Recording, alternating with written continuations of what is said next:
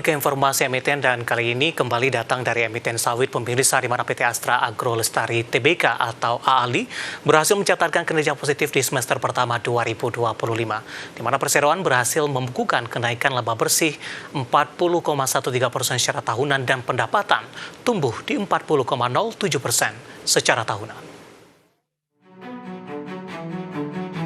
Dikutip dari Keterbukaan Informasi Bursa Efek Indonesia, PT Astra Agro Lestari Tbk atau AALI berhasil mencatatkan laba bersih sebesar Rp702,12 miliar, tumbuh 40,13% year on year dari capaian di semester 1 2024 di Rp501,04 miliar.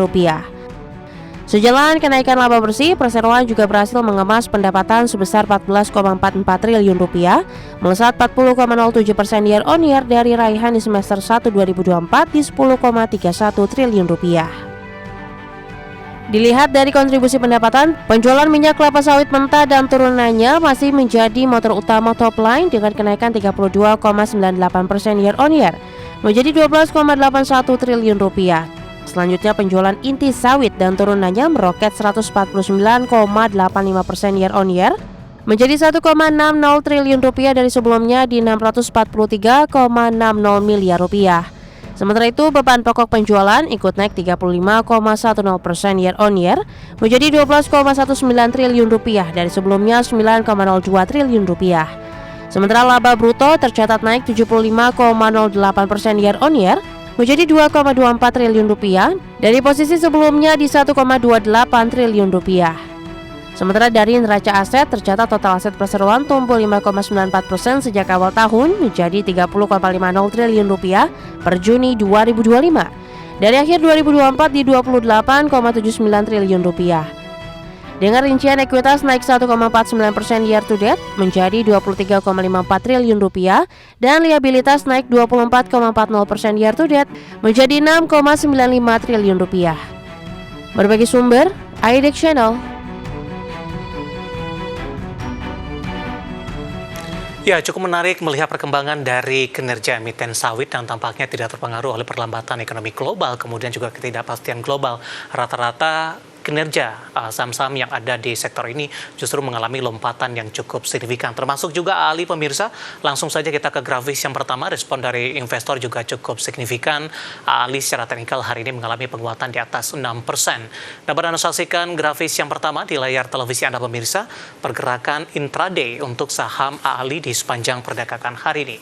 Dibuka di sesi pertama pada pagi tadi, langsung dibuka di zona hijau di 6.625,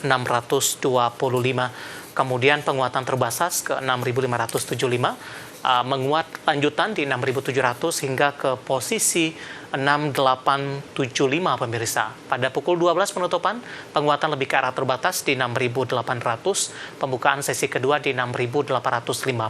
Saya akan sampaikan update-nya di setelah pembukaan sesi kedua. Tampaknya penguatan AALI terus berlanjut hingga menyentuh intraday tertinggi hari ini di 6.925, menguat di 6,54%. Kita beralih ke grafis selanjutnya, pergerakan saham AALI dalam 6 bulan terakhir. Penguatan cukup signifikan terjadi pasca tertekan di perdagangan April. Ketika trading halt terjadi, saham AALI mampu bangkit kembali pemirsa.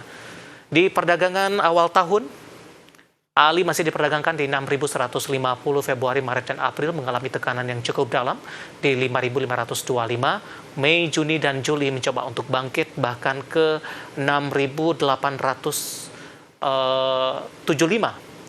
Dari RTI yang saya pegang ini tampaknya level tertinggi secara year to date untuk AALI yang hari ini intraday sempat juga ke 6.925 pemirsa. Ya, dalam setahun terakhir sepertinya penguatan intraday tertinggi hari ini.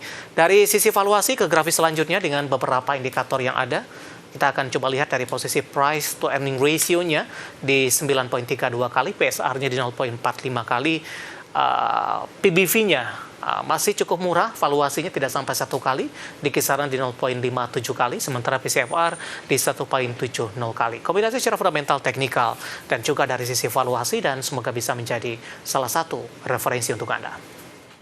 Kita ke topik pilihan pemirsa, di mana didorong oleh memanasnya harga CPO, sederet emiten sawit membukukan kenaikan laba bersih di sepanjang semester pertama di 2025. Lebih lanjut, analis menilai penguatan kinerja emiten CPO ke depannya akan terdorong oleh perbaikan cuaca hingga besarnya permintaan akan produk sawit olahan.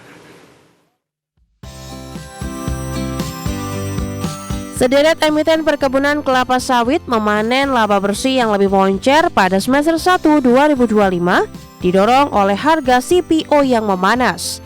Kenaikan laba bersih pada paruh pertama 2025 antara lain dibukukan oleh Astro Agro Lestari, Sampurna Agro, Teladan Prima Agro, Prediksi Gunatama, John Lin Agro Raya, Triputra Agro Persada, dan Dharma Satya Nusantara. Triputra Agro Persada atau TAPG membukukan lonjakan laba bersih 75,36% year on year menjadi 1,69 triliun rupiah. Kemudian Astra Agro Lestari mengantongi kenaikan laba bersih 40,13%. Senada laba bersih Teladan Prima Agro naik 108,61%. Laba bersih SGRO melesat 236% year on year.